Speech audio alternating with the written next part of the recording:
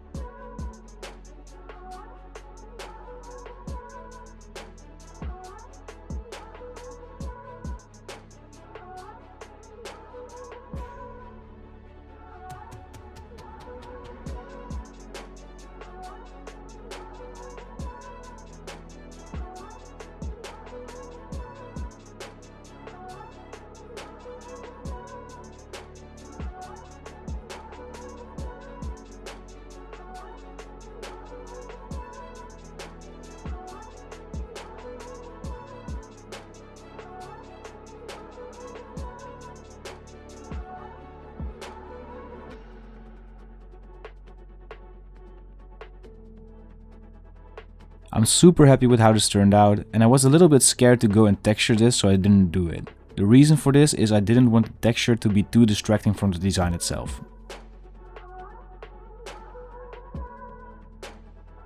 Like I said in the beginning of the video, you can get the project file from this video, so the PSD files, Illustrator files, Cinema 4D files, whatever, on my Patreon channel.